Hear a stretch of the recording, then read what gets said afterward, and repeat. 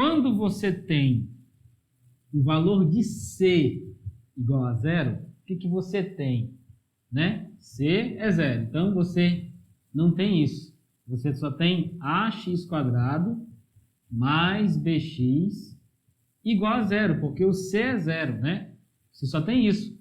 Quando você tem isso daqui, então, o que você pode fazer? Você pode colocar o x em evidência, porque aparece o x nos dois termos, né? Nas duas parcelas dessa expressão aqui. Então, você colocando o x em evidência, você tem a vezes x, nesse primeiro, né? Quando você multiplica o x por ax, você volta para ax², mais o b.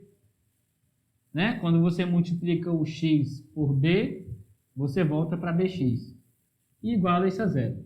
Bom, a gente sabe que para multiplicação de dois números, e isso ser igual a zero, então, obrigatoriamente, um dos dois precisa ser zero. Como a gente fala de uma equação de segundo grau, né? E esse grau 2 aqui, indica para a gente que existe a possibilidade de nós encontrarmos duas raízes, né? x1 e x2. Então, a primeira delas é zero, porque para isso ser igual a zero, uma das condições é o x ser zero. Certo? Se esse x aqui for zero, você tem 0 vezes ax mais b, que dá zero, né? Porque você tem zero aqui. 0 vezes isso é zero.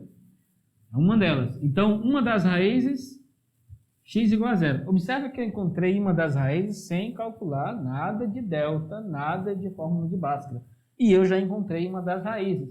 Outra coisa importante, eu não utilizei isso. Não usei isso. Então, já é uma coisa interessante, né? Mas já daqui a pouco eu mostro, utilizando aqui lá, como é que a gente poderia fazer nessa situação aqui. Qual seria a outra condição? Né? Se o x não for zero, esse daqui teria que ser zero. Ax mais b teria que ser zero. Se a gente considerar que o x não é zero, né? O x não é zero, esse x não é zero. Então, isso tem que ser zero para que o produto dos dois seja zero. Se isso daqui vale, então, né, a condição de ax mais b ser zero, então ax é menos b. O que implica, então, que esse x é esse menos b sobre a, que é exatamente quem? A soma dos dois. Né? Ó? A soma dos dois. x1 é x2.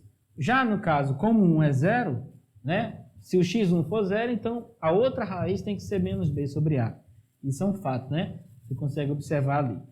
Ok? Então essa é uma informação relevante. Olha só que nós resolvemos aqui. Se por acaso se eu tivesse estipulado aqui quem são os valores de a, b e c, né? O c no caso sendo zero, se a gente consegue colocar dois valores de a e b, a gente sabe quem é x2, né? Um deles é zero e o outro é menos b sobre a. Vou colocar um exemplo aqui com números, mas essa já é uma observação que eu quero que você anote aí, porque isso é importante. Quando c na equação de segundo grau é zero, uma das raízes é zero. Vou repetir. Quando o valor c é zero, uma das raízes da equação é zero. Tá? A outra você faz o menos b sobre a para descobrir quem é. Deixa eu colocar esse exemplo aqui. Não vamos precisar de muito tempo para fazer isso não, porque é rápido, né? Vou pegar aqui 4x² menos 3. 3x igual a zero. Pronto, nós temos aqui que o c é zero, né? Ele não aparece aqui em lugar nenhum. Então, o c é zero. Então, uma das raízes é zero. A outra é menos b sobre a. O b já é negativo. Então, com esse menos fica, vou colocar aqui x1, x2. Menos b, quem é o a? Então, eu já encontrei as duas raízes dessa equação de segundo grau. Não precisei fazer a fórmula de Bhaskara para fazer isso, né? Simplesmente estou utilizando as informações que a gente obteve e também a situação, né, que eu consegui achar com isso aqui. Observe que eu utilizei termo genérico para descobrir isso. Com números, as coisas ficam bem mais fáceis.